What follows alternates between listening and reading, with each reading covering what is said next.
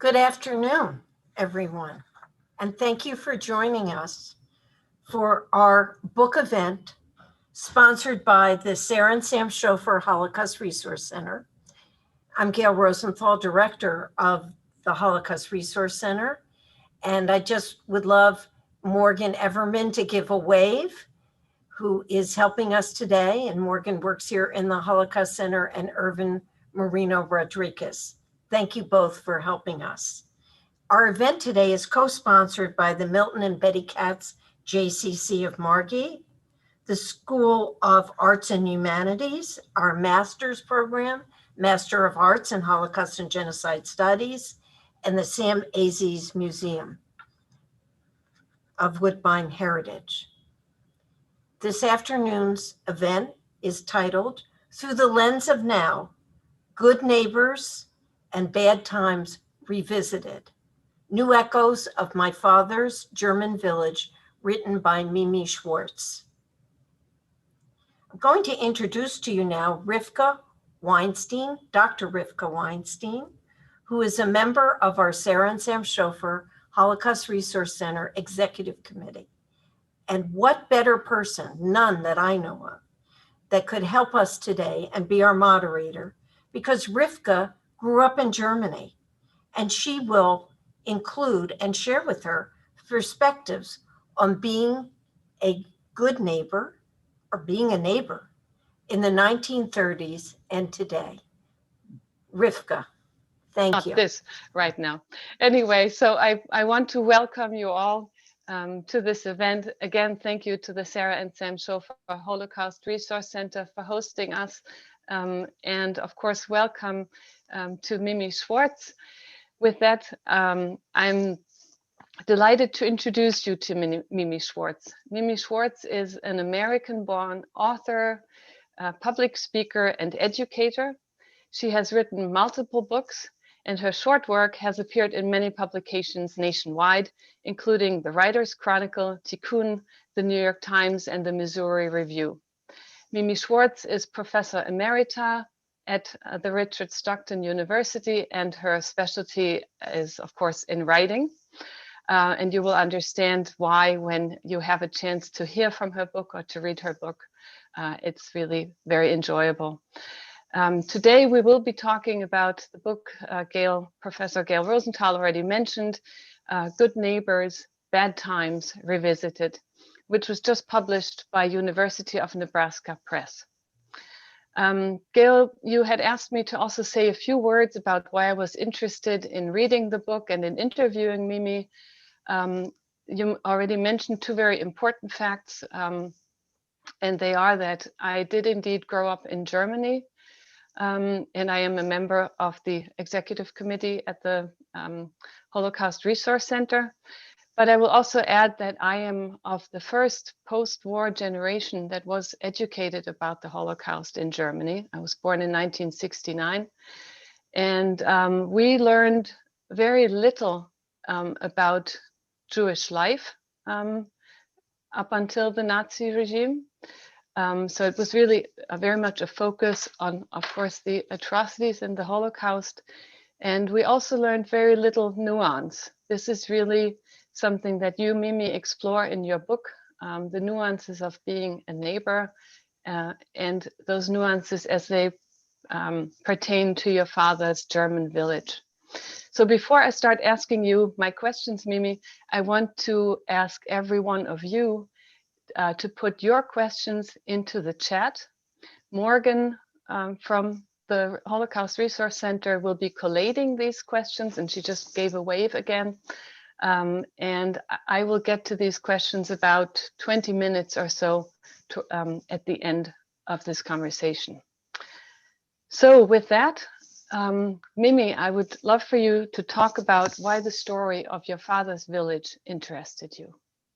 Well, I am happy to do that. But first, I'd like to thank you, Rivka, for a nice introduction and for the opportunity to really exchange perspectives with you, who grew up in post-war Germany with your own set of stories about the past and what it tells us about today. And I also want to thank the Holocaust Resource Center and Stockton, where I spent 25 years, great years on the faculty in the writing program. And actually, I was thinking about it, Stockton, it was with Stockton support from the R&PD committee that led to my first 2 travels to the village with travel grants from Stockton.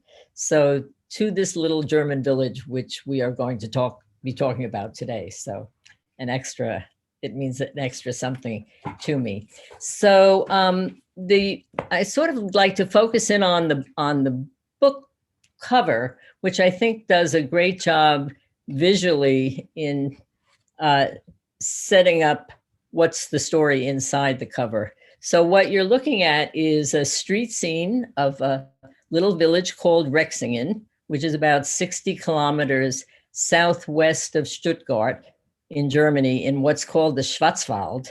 And it's where my father was born in 1898, about 35 years before Hitler came to power. And here's what the village looks like now.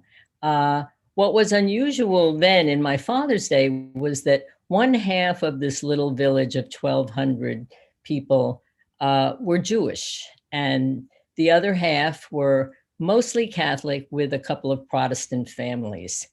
And what my dad used to tell me as I was growing up in Queens, where I was born a few years after they left Germany because of Hitler, he would say that when he was a boy, we all got along. And he said it often.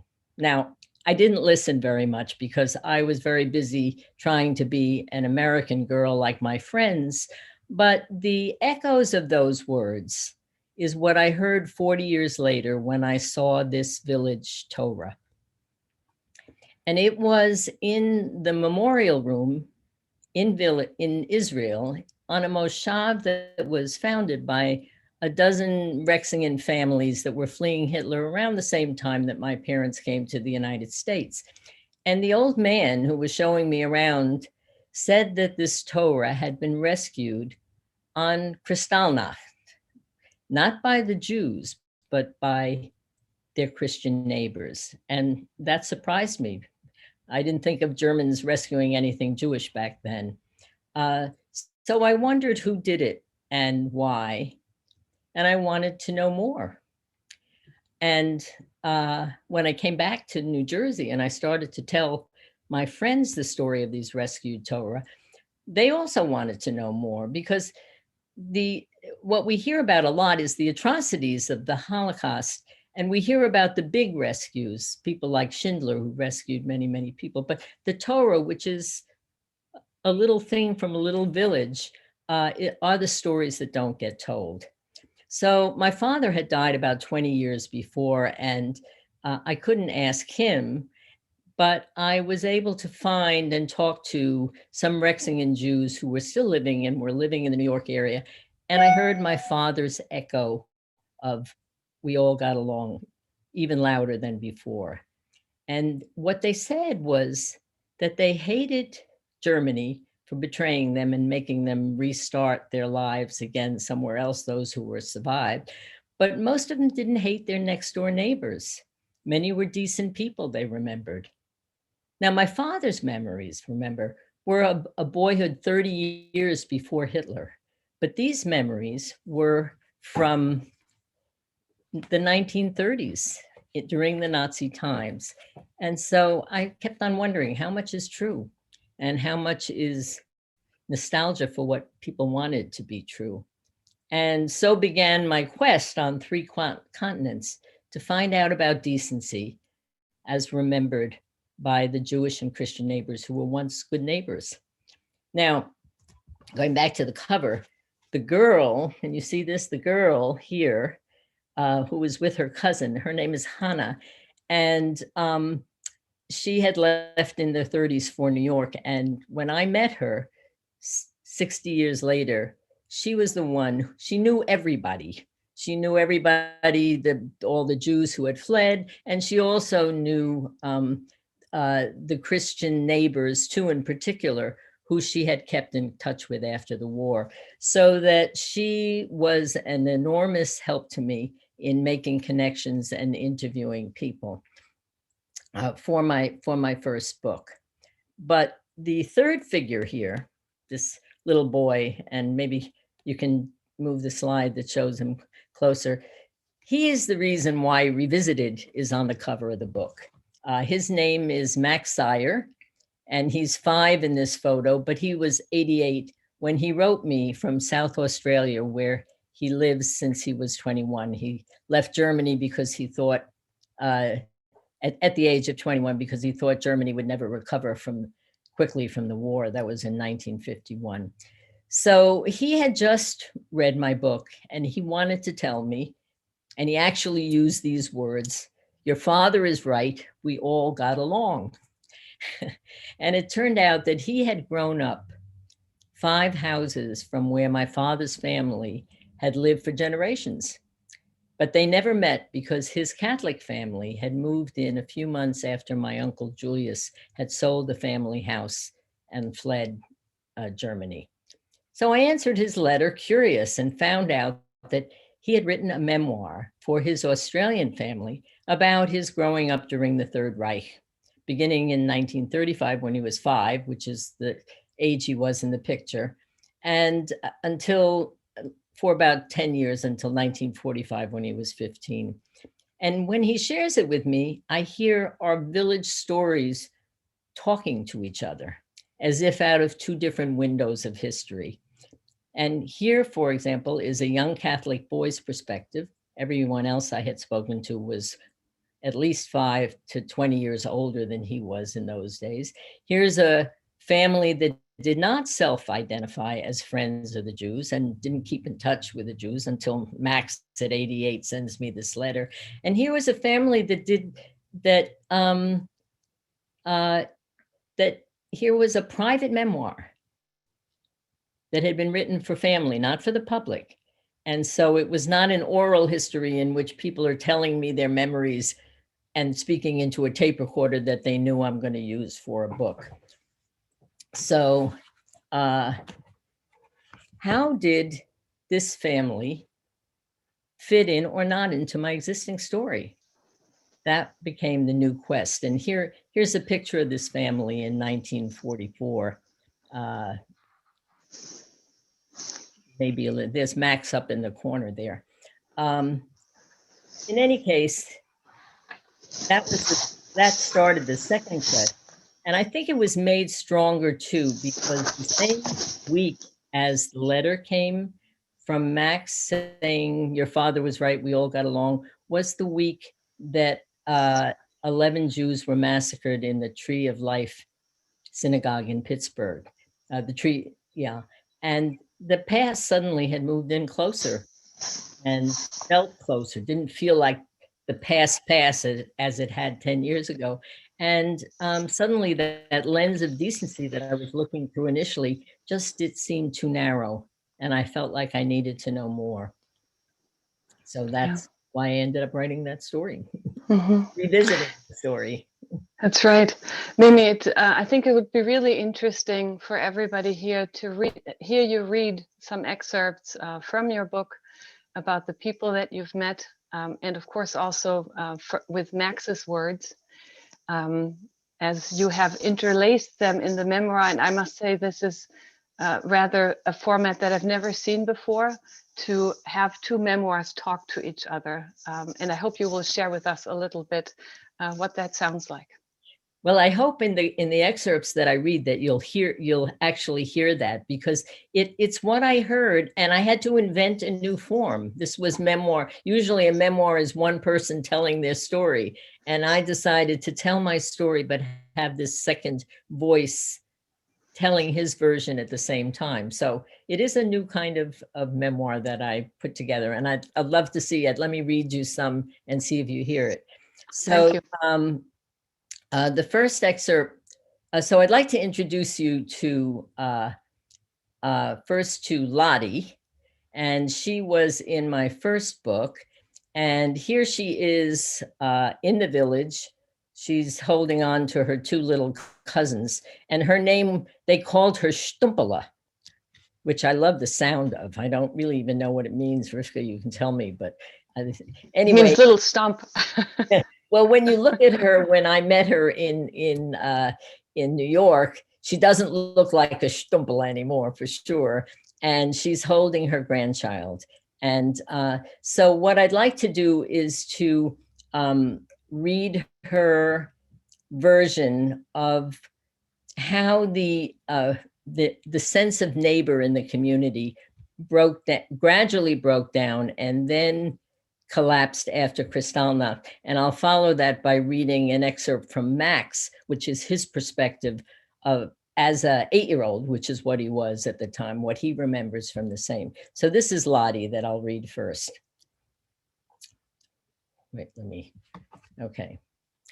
Lottie talks of how she used to climb up the meadow on the hill to pick flowers, lie in the sun, and listen to the sounds of the village. It was so wonderful. I loved to hear the voices from the village and the sound of the anvil, and the smithy made such a wonderful sound that would echo in my ears, the crowing, the mooing of the cows, and the sense of belonging. This was my place. And then she talks about the Nazi festivities that were held under the swastika mounted on the same hill. They would congregate under it at night and make a huge fire. You'd hear crowds yelling, torches swaying. It was very frightening to us. And they'd sing Nazi songs and shout anti-Semitic propaganda. Did you know the people who went to those bonfires, I asked? Were they out of towners or from Rexingen? Some were from Rexingen. There was one, the son of the letter carrier, and the father wanted nothing to do with him. Another family nearby was also Nazi, but most of our neighbors were very supportive of the Jews. Everyone said it couldn't last forever. The Allies wouldn't let it. The Nazi government will fall and everything will be like before. She smiles. You can't minimize the illusions that people live under.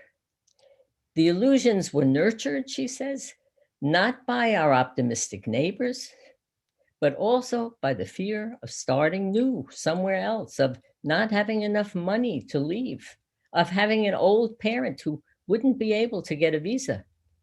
The illusions lasted until the day after Kristallnacht, she says. Only then did neighbors no longer dare to say hello in public, and children began to throw stones more openly, even though their parents disapproved. And the constant barrage of anti-Semitic propaganda had its effects. When you're pounded with how terrible these Jews are, even I, after a while, began to feel like a bad person. Even in 1939, before Lottie left on the last boat to leave Germany before the war, her memories of bad are overshadowed by good, and the image of Nazi bonfires does not undermine her belief in communal decency prevailing over random violence. The Rexingeners, you know, were not animals, she insists. That would not go in our village. They didn't beat up anybody or harm anybody. Even if they arrested someone, they were civil. You couldn't just beat up anybody because you felt like beating up. There was a code still maintained, a code of civility. Was that true in other villages, I asked? Lottie didn't know for sure. Many did not have so many Jews, she said. You know, they were half our village once. So that code of civility, I should say, which stopped a daily brutality, did not stop 87 Jews, less lucky than Lottie and my family, from being deported. But still, it was there in the day-to-day life. And incidentally, I did also want to mention that the name of the town is really Rexingen. In the first book, those of you who read it, I use the name Benheim.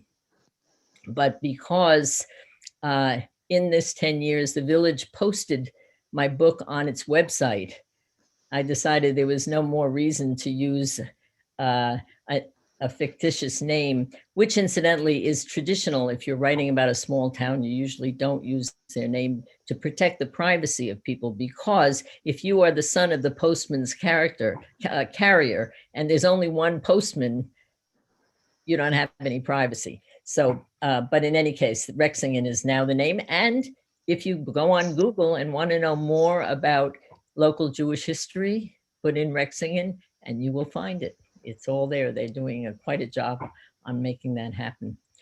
So this second excerpt is from Max, who is the one who sent me his memoir. And here he's remembering a memory when he was 8. Here you see him at 8, which is the age of the memory. And here you see him when I met him. He's with his wife, Bernice. And let me read a little bit about what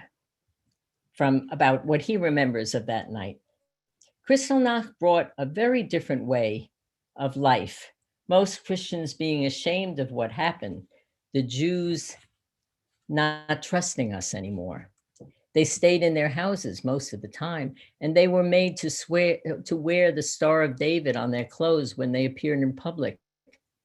Their businesses had to display signs stating that inside is a Jewish-owned business. The Nazis glued placards on the houses urging Germans don't buy in Jewish businesses, which of course the Jewish owners weren't brave enough to remove. I was always told to treat the Jews the same as everyone else, but that estranged feeling stayed with me. I used to feel uneasy when I met Jews on the road. Some of our Jewish neighbors also showed annoyance with us. They weren't many friendly smiles anymore.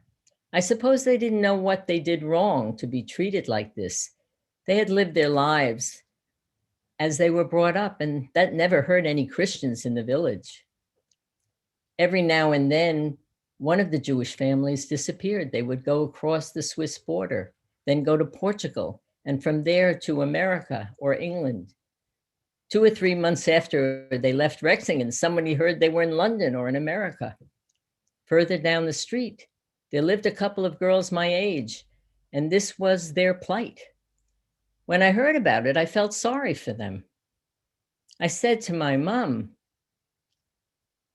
when I heard about it, I felt sorry, and as I knew they couldn't speak English. And I said to my mom, but they can't talk to anyone. Mom said, they can't speak to anybody here either. So what I love about these memoirs is the way that they let you into the world as one person experiences it. If it's a world that you think you know and you don't know it as well, it's so much the better. And that, I think, is the power of memoir, to turn a one-dimensional stereotype of Jewish neighbor or German neighbor into three-dimensional people. And that power, and this is something I just realized recently, is probably why Max first wrote me, and his family urged him to do so, because the Jews weren't spoken of in the stories they told of the past.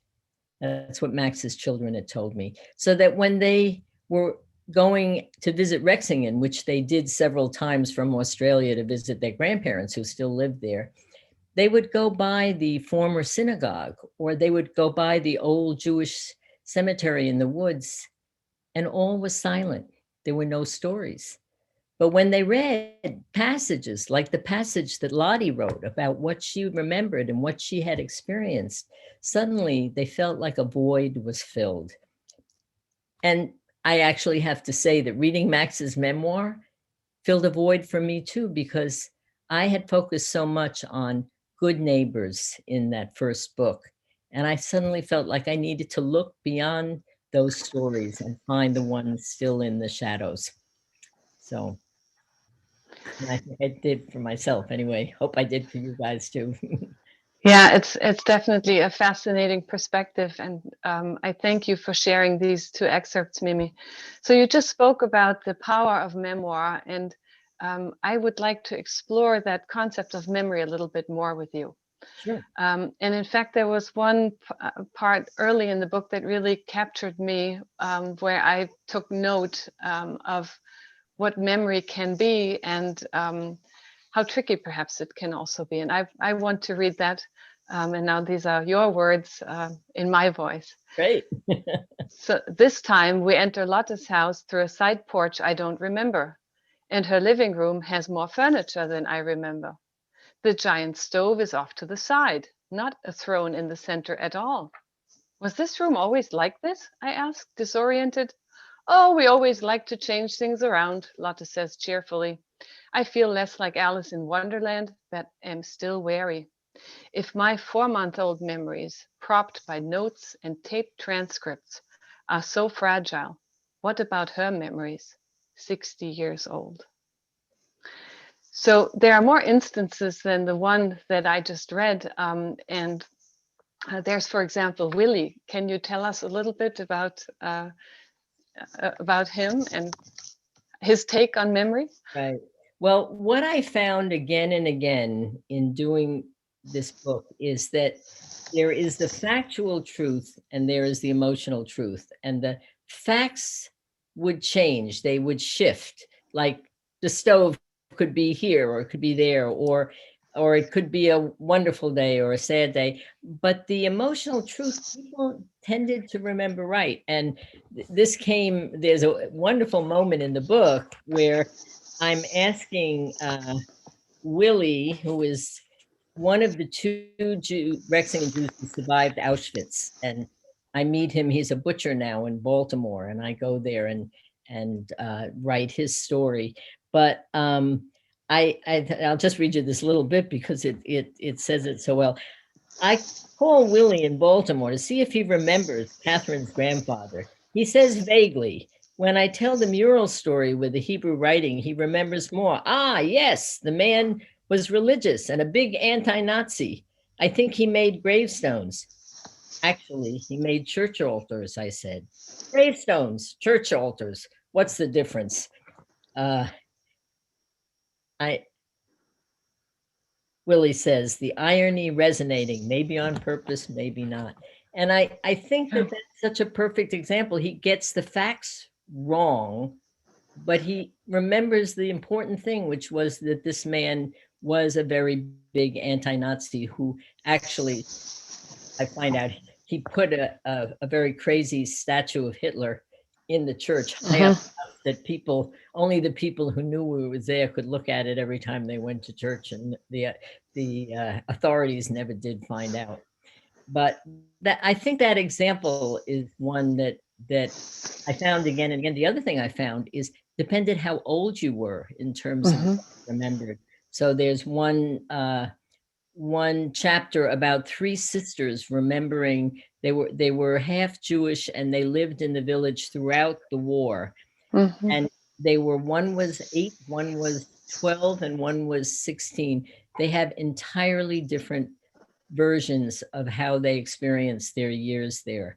And partly it was personality, but partly it was how old they were. The oldest one was their mother's confidence, so she knew all the terrible things that were going on. The youngest one was being babysat by the neighbor next door, who took her in when the teacher hit her hand and she went home crying, and the neighbor was very nice to her. So that they were very different versions of memory. And that's what I found. The emotional truths seem to hold true. And what about the Torah Scrolls? You showed us the picture of the rescue Torah Scroll that was rescued by the Christian neighbors on Kristallnacht. And there are actually 4 versions of how the Torah Scroll was rescued, told in your book. Correct. Yeah. Tell us a little bit more about that. Well, when I first heard the story, I imagined half the village saving the Torahs. That would have been a terrific story. What happened was then I heard that a policeman saved that Torah and gave it to a couple to bring to this Moshav in Israel, Shabbat Zion. And then like 4 months later, I'm up in Burlington, Vermont, visiting someone who actually is Jewish, but had kept in touch with someone in the village. And turns out a second Torah had been taken by her husband to Burlington, Vermont, which is where it was. And absolutely no one knew this except for the couple, Irene, who I talked to, and me. And I kept on asking people, do you know there's a second Torah? And they said, no, they didn't. So that was a second version, and then there were two others, and then of course there's Max's version of the Torah, and there's more in my book about his going into the burnt synagogue the next day with his friends, and so that's Right. another version of it. And he felt quite bad about that. I remember you telling me in one of our conversations previously that he really struggled with even having gone in. He also remembers having taken a Torah scroll out of the synagogue, which we can't really believe, sort of, because if you've ever held a Torah scroll, it's not easy to hold a Torah scroll. They're quite large and heavy. So again, I think the essence is probably here, but it may factually have just been a little different. And he was, how old? 8 years old, you said, right? Yeah, so there's a good example of where he took something with his friends. His mother made him bring it back. Was it a Torah scroll? Probably not, because that's a very big, large thing, as you said. But maybe it was a piece of something. It doesn't, to me, it doesn't change the basic story. Exactly. And it doesn't turn into a lie. Oh, you told the wrong thing. It's just a slight shift of what was true. And I think that's what happens quite often when you're remembering things. Right. And in your book, everybody who's ever met me knows that I love food. So I was intrigued by reading so much about food in a memoir that deals with a very, very difficult topic. And again, this, of course, is part of the nuance that you're bringing to memories, to how people deal with their memories, to the stories that they tell. So there's a lot of backdrop that you talk about, connecting perhaps to your father and his favorite, the Maultaschen, which is a staple food in southwestern Germany. They're liver-filled dumplings, for those who don't know what that is. And you love them or you don't. But anyway, there's a lot of that in the memoir, and a lot of stories connect around food and other instances. And I would like to ask you, why are these stories so important? What do they mean to you? What can they mean to all of us, to each of us? You don't mean the food stories, or the food stories and these other little things that are told that may not be the big headlines, but they're, like I said, the nuances that went on. Well, I think they complicate. So you have the large history in broad brushstrokes, like when you read a history book, or you read, but the small stories are the ones that don't make the history books, I think often are absolutely necessary for us to understand the full complexity. You talked before about the continuum, that there's behaviors on a continuum. I think they are contained and held in the smaller stories. So, and the small stories also hold the contradictions that, so one of my favorite from the village is that, so the Nazi youth group used to meet in, I think, the synagogue. And wait, I'm not positive of where right now, but what I remember is that they would go and light the candles, because the Jews aren't allowed to put on lights on Shabbat. So before their meeting, they would go up and do that for the Jews. Now that was going on at the same time. This was in the 1930s. So that's almost schizophrenic. Yeah, and in fact, there's this Herr Buchmann in my book. He talks about that German history is full of these enormous contradictions, and they come out when you hear the small stories. They're lost in the bigger stories. Right. I also thought that perhaps the stories are also a way to educate and to connect to like the moral compass. You talk about your father's moral compass that he never lost. He moved, of course, from Rexingen first to Frankfurt, later to New York, where you were then born. But he took that piece of moral compass with him, and it may have been connected to how he felt about his Heimat. It's this German word for where we're from. There's no English correlation or translation for it. And this moral compass, he had that, and you said that Lotte said this just didn't go in Rexingen. You just didn't do that. You didn't beat somebody up just because you felt like beating someone up. But then your father took that compass with him, but something happened in that societal fabric that it tore. Can you talk a little more about your father's memories of that compass and how he was guided by it through his life? Well, I think that that he felt the things that he took with him was the idea of people helping each other, of that civic code. It's one that Lottie talks about, of if someone is in trouble, that you help them. This is not the same as being a friend. This is part of a way of being a neighbor, right? Of being a good neighbor. You don't have to share values with that person, but you help them out as best you can. And I think that was very important and interesting. There was the Jews, and there were about 100 of them that landed in the New York area. And the first thing they did was they formed a society to help each other out, to tell them where the schools were, how to see a doctor, how to find.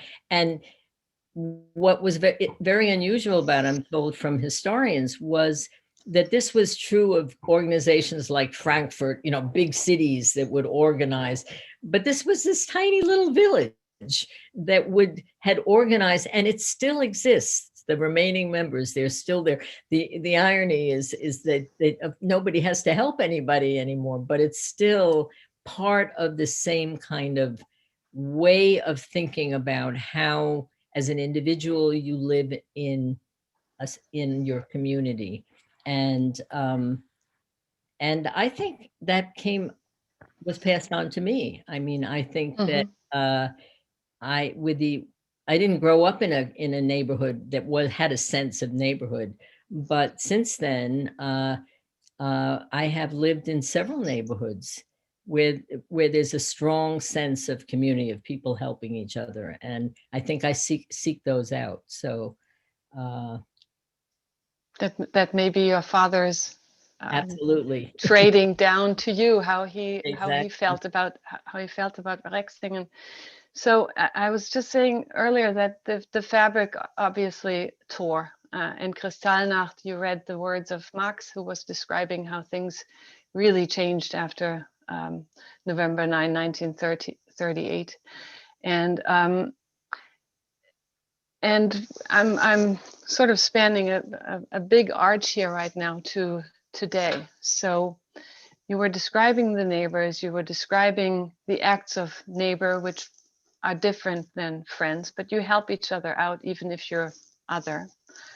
And if I had introduced the word herd immunity a year ago or two, probably nobody would have known what I'm talking about. But I think we all understand, living through this pandemic right now, the concept of herd immunity. If you have enough people in a community that are immune to something or able to block something, you can prevent in the infectious diseases, you can prevent the infectious disease from spreading.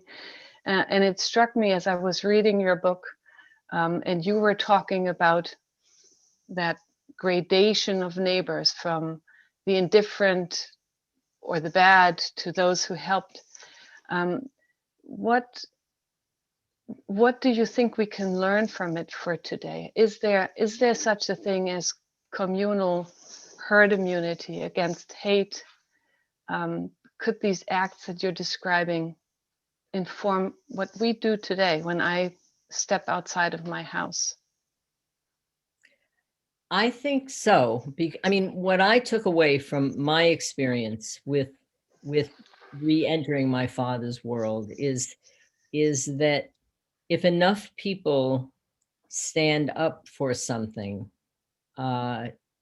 there is pressure for the rest, if not to take part, at least to not object to it. And what I'm thinking of in the book, these three sisters that I talk about, one of them, Doris, says that they would, without 10 or 12 families helping them, they wouldn't have survived. There were another 10 or so families that hated them, and the rest were indifferent.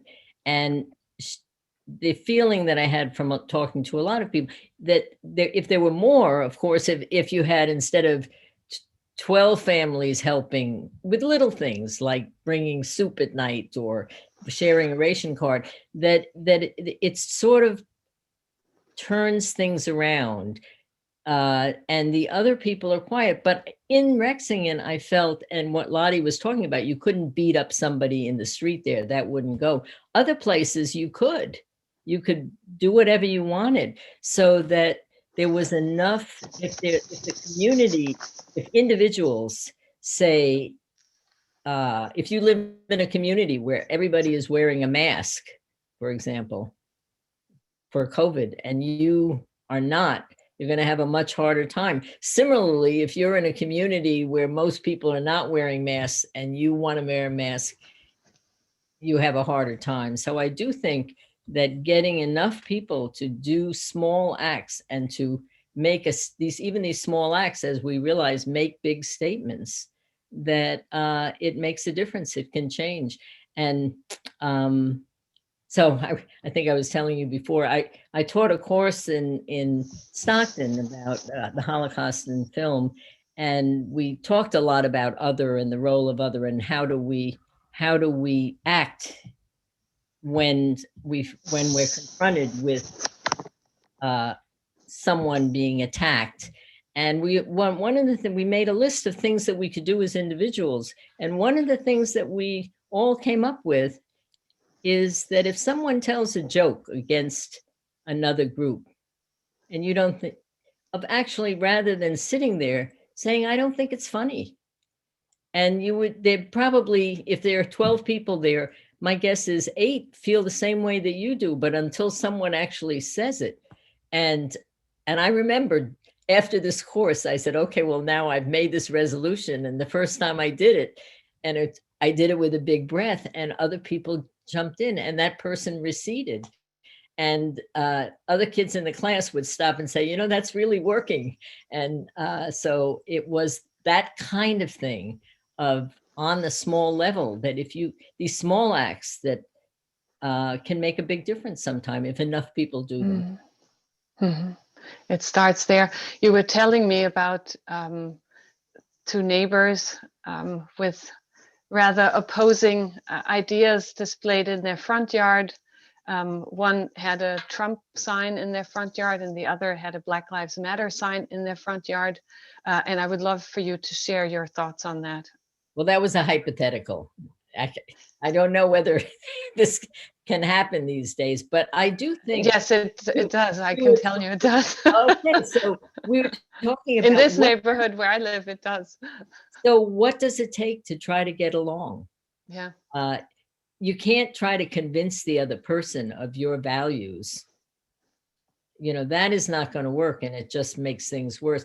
But if your neighbor's child falls off their bike and you pick them up and put a Band-Aid on, and vice versa, if you get sick and your neighbor brings you soup, you maintain your humanity, and there's a level of cooperation that you can still do without trying to convince someone. Now, if they attack you personally, then that's another issue. But if it's just ideas that are different or values that are different, trying to still get along is, I think, the only way we can move forward. And still not just be quiet. That's something I struggle with. I live in a very small town. Everybody knows everybody. I recognize people by their license plate numbers. So I'm, when I'm in New York, I can be rather rude, I think, and speak up and say, hey, that wasn't okay. And when I'm here, I actually say to my kids, do I have to use my New York voice on you? So I even have a different voice depending on, am I in Little Margate or am I in the big city? And I'm saying this because there is that hesitation to speak up and say, hey, that was not funny. I don't want to hear jokes like this. It's not okay to make jokes about African Americans, Asian Americans, whoever could be the object of the joke. And so I think the two of them, on the one hand, putting the Band-Aid on the knee and speaking up, that to me is the really tough balance, because you also want to get along.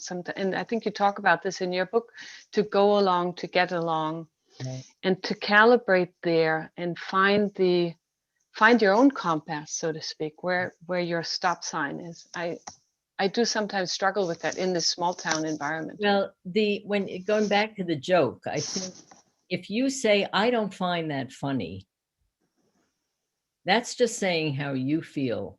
Once you start saying you're being a bad person by saying it, then you're going into another level. So maybe the first level is the easiest, to just say, you know what, I don't find that funny. I don't want to hear jokes that way. But I have to that's say, a good point.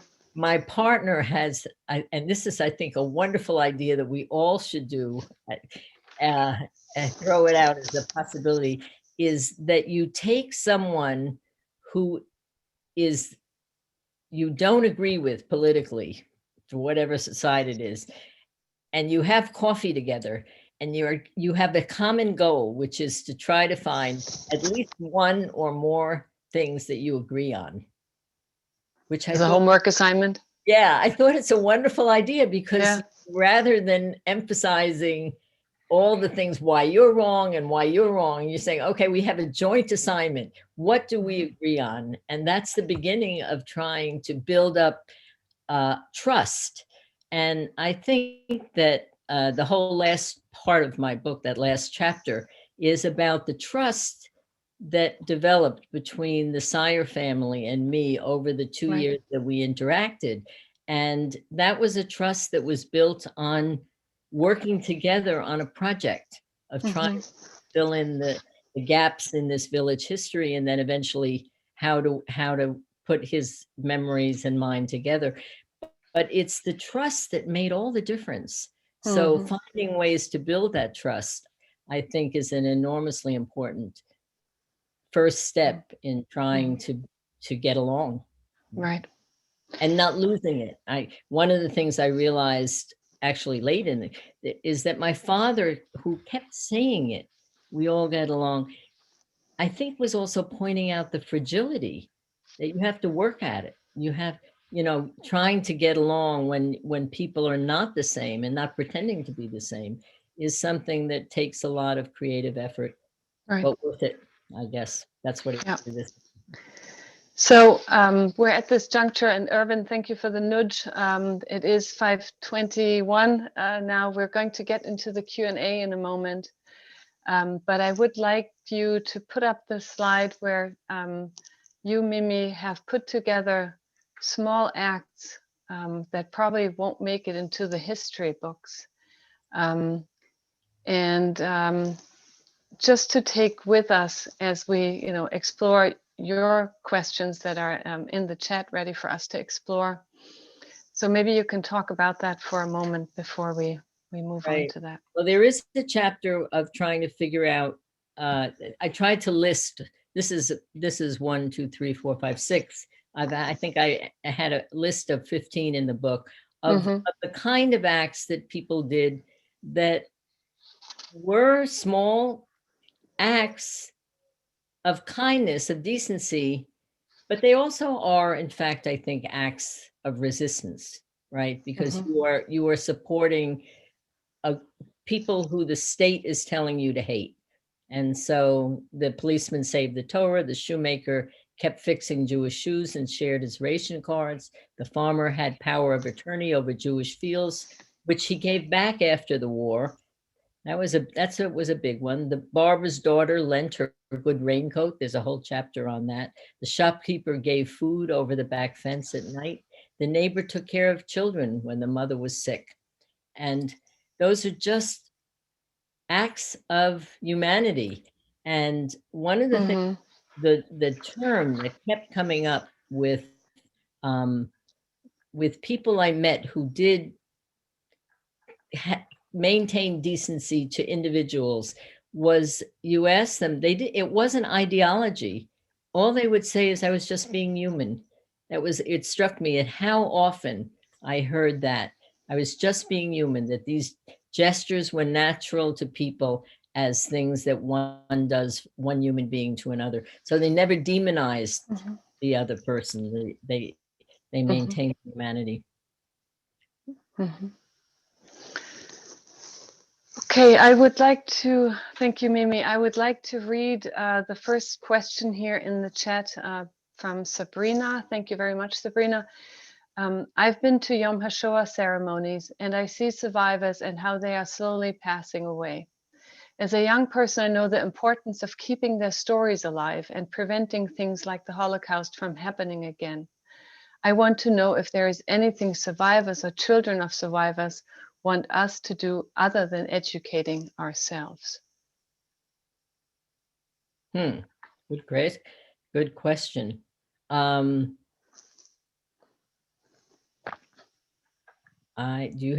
you want to address that? I think, I was mulling over that as well. There are no more Jews in Rexingen now. There are Jewish centers here and there in Germany, but there's a very small population. And we are now in the second generation, once removed as witnesses, and third generation. We carry the memory forward. And to me, if you want my answer would be to really honor the memory of the survivors and the survivors' children, is to remember it, but then also to apply it.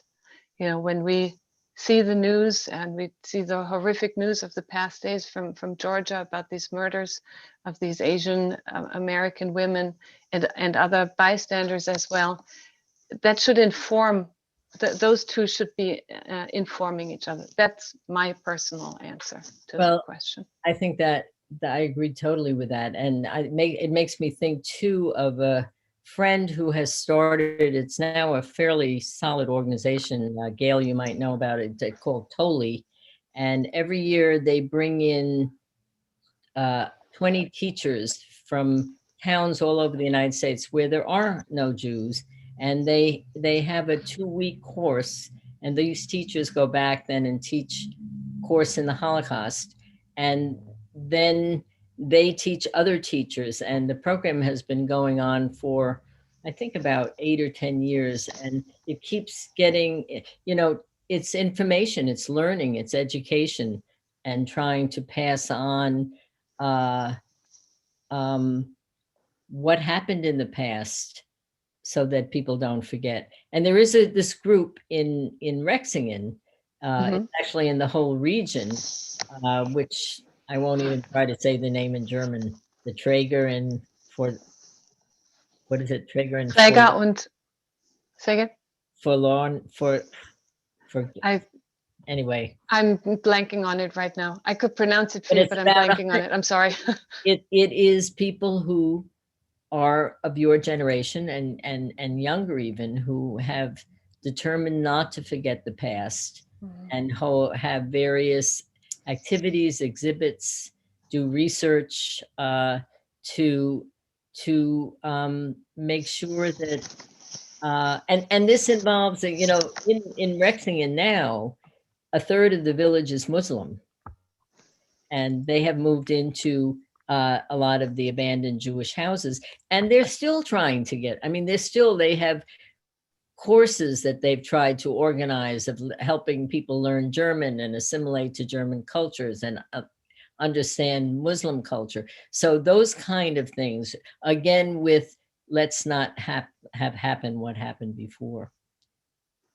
Mhm. Here's a question from Debbie. Was Max Sayer related to Adolf Sayer, who was the source of much of the Rexingen archives? That, well, Adolf Sayer is in my book, Herr Stoller. I did not change that. Yes. And they are second or third cousins. But, you know, this is a village of 1,200. So everybody is, quote, related and not related at the same time. But there are maybe 40 Sayers, I think, that are in Rexingen. So yes, they are, but they didn't really know each other. But they are second or third cousins. Mhm.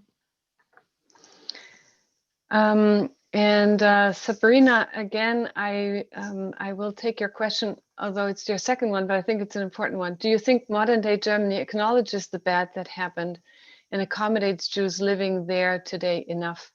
Is it a society that understands that events like the Holocaust have impacts today and treat their Jewish citizens accordingly? That's a very important and a very big question. Is it ever enough? I don't know. I can tell you that, and I know that Dr. Hayes is here, who knows a lot about this. I will say that I did convert to Judaism, but in this part, I am 100% German in the sense that we bear the responsibility and a lot of the guilt too of what our parents and grandparents did. And I will say they've done a lot. Has it been enough? I don't know. But everywhere you go, there is memory and active remembering. When there are acts of anti-Semitism, and they do happen, unfortunately, there is not a sliver of doubt in the from Chancellor Merkel and other politicians to condemn such acts. The challenge is to really reach the people who are young today. We have many students here. This was a long, long time ago for you who are in your 20s today. So again, bringing that bridge from we need to know the facts, and now we need to apply to today. I think that's the challenge, and that's a balance that Germany has to find as well. And to answer about the impacts, there are of course big financial programs and the law of return and so forth. This would be a whole nother hour probably to talk about, but it's for others to judge whether it's been enough. So one thing I might add, just a little aside, is when I went to Rexingen, the people I interviewed were in their mid 70s to mid 80s.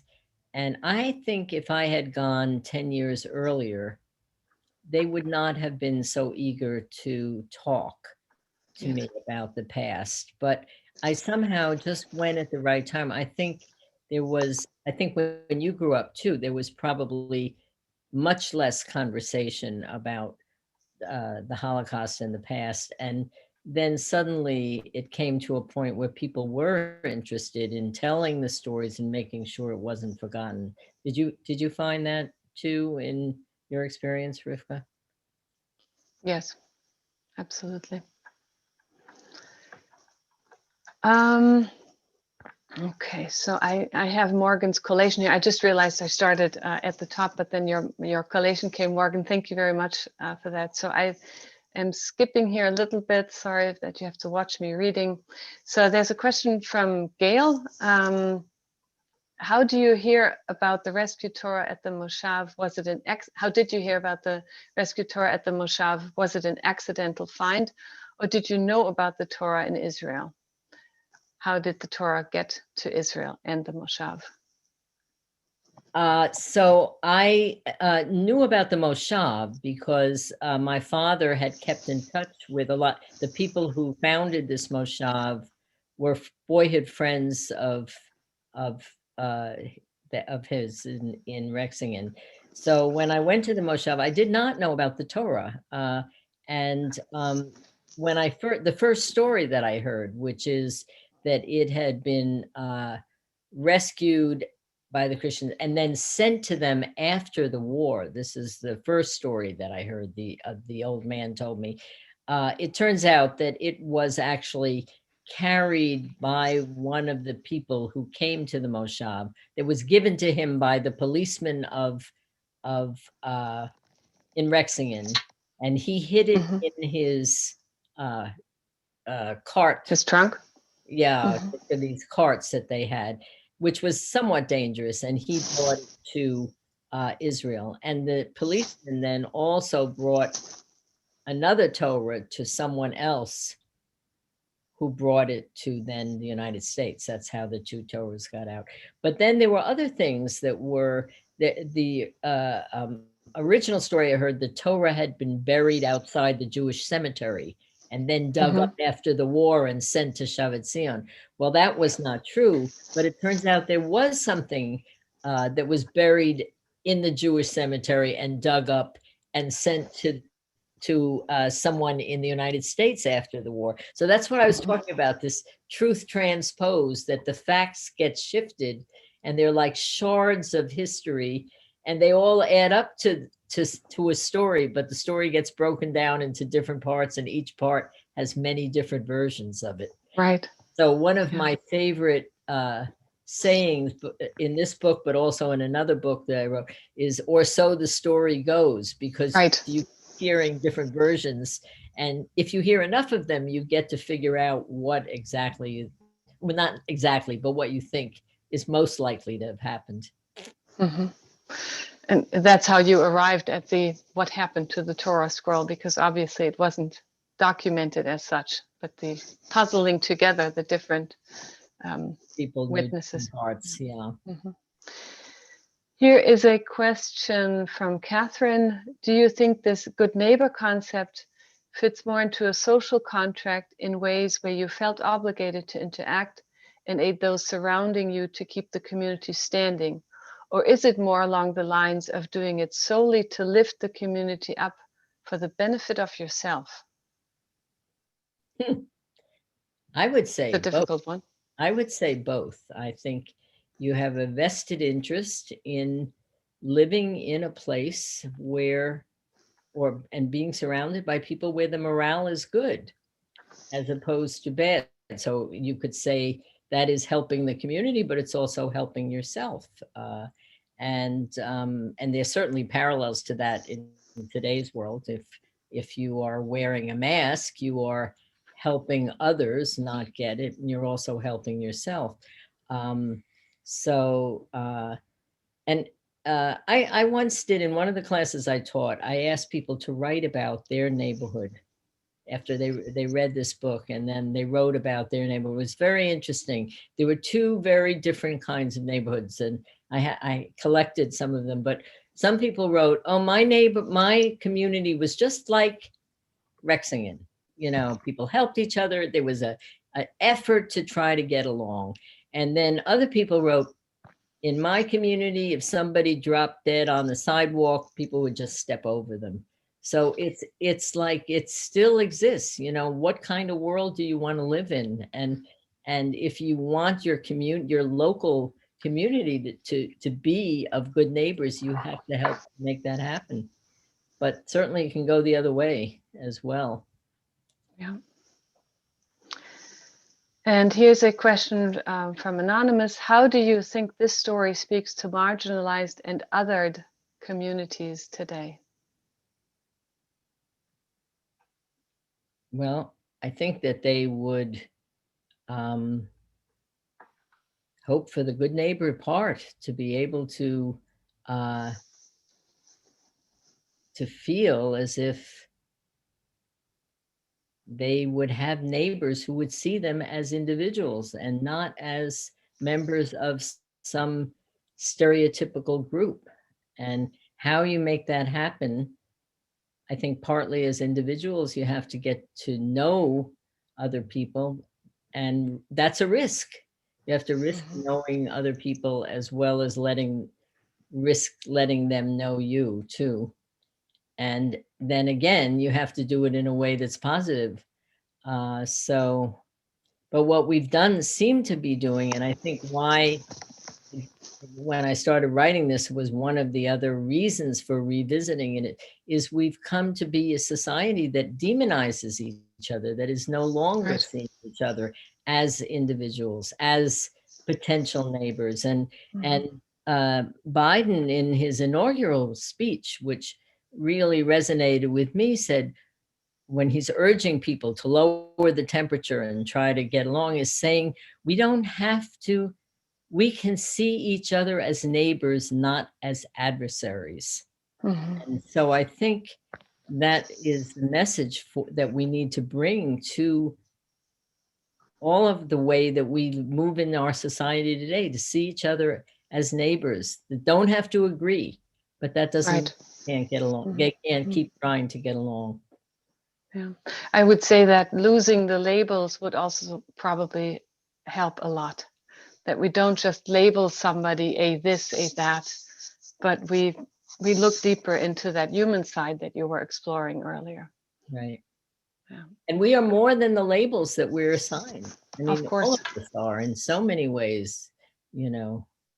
Yeah. So I think do we have time for one more question? I'm looking at Gail, Irvin, and Morgan. I'd like you, could you read what Dr. Hayes wrote in the chat? Because we don't all have Maybe access. I didn't get there yet. Because you challenged him and he has an answer. Oh, wonderful. Thank you very much. And thank you, Dr. Hayes. So here's your response to us. Rivka and Mimi, I agree entirely that Germans' engagement with the realities and details and the responsibilities after the Holocaust have made great strides in the past 40 years. The current generation has a great deal fewer hang-ups or difficulties remembering the horrible parts of their past. And so thank you. I have one more request. What's that? Many of us don't know what a Torah is. We don't know what you're talking about. Oh, well, we have the picture. What is that? What does that have to do with the Jewish religion? There are many of us here that are not Jewish. It's the 10 books of Moses. Right? It's the 5 books of Moses, right? Exactly, and it's the center part of the Saturday morning service. It's being read from this big scroll to this day. It can seem a little antiquated, but those are that's placed on a big table in the center, and it's being read from in Hebrew. There are no vowels. It takes a lot of study to be able to read from a Torah, but it is really a sacred piece of scripture. If for example, it were to fall down, it creates, a situation that is really rather grave. So we always try to make sure the Torah does not fall down, because we regard it as a sacred piece of parchment. And it's handwritten, and it is the same Torah everywhere that it's read all over the world, right? Yeah. And this is why it was so important that it was saved. That helps us to fully understand the story. Yeah. I think Thank you, Gail. For one more question, because we did promise it will be over at 5:45.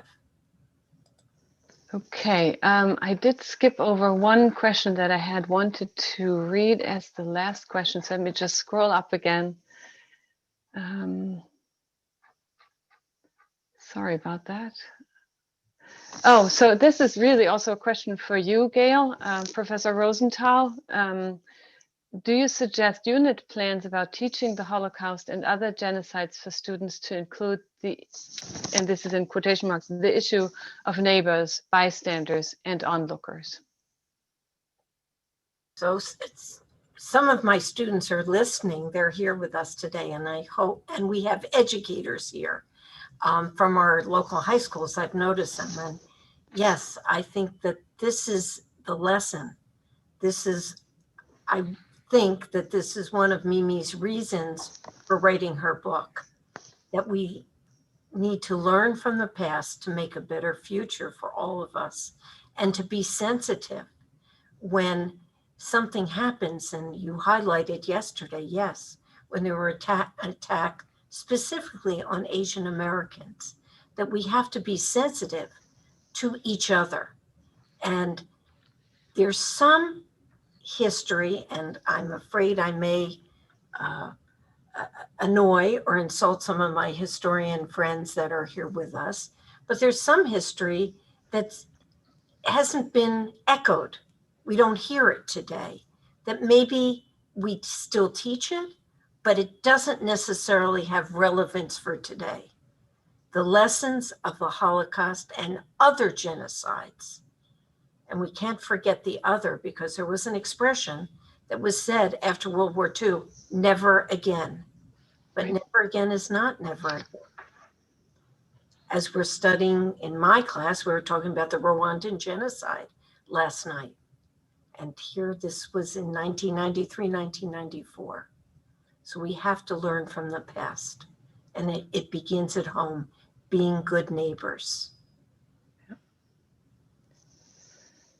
Well, I think we are at the end of our time here together. We need to stop promptly at 5:45. I understand. Mimi, I want to thank you so much for speaking with us today, giving me the opportunity to have this conversation with you, sharing your insights, sharing your memories, your father's memories, Max Sayer's words. There's so much richness here that you shared with us today. I also want to thank the students and the faculty who were here.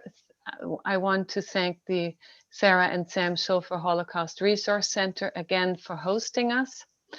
And thank you for each community member, friend, and family for being here.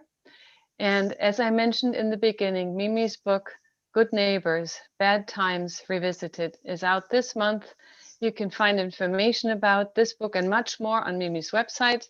And it goes like this: Mimi Schwartz with a TZ.net. So thank you again. Yes, Mimi. I say one thing too. If you want to watch the part of the Zoom of when the Sires and I finally meet after a year of back and forth emails, it is on the website. If you go to the website, mimischwartz.net, and go to videos, you will find it. And it's kind of, the interesting thing is I expected a heavy German accent and of course they all speak like Australian blokes. So it's kind of fun to be talking about this German village with a New Jersey and Australian accent, but it's fun to go and see. Thank you very much. Have a good evening, everyone.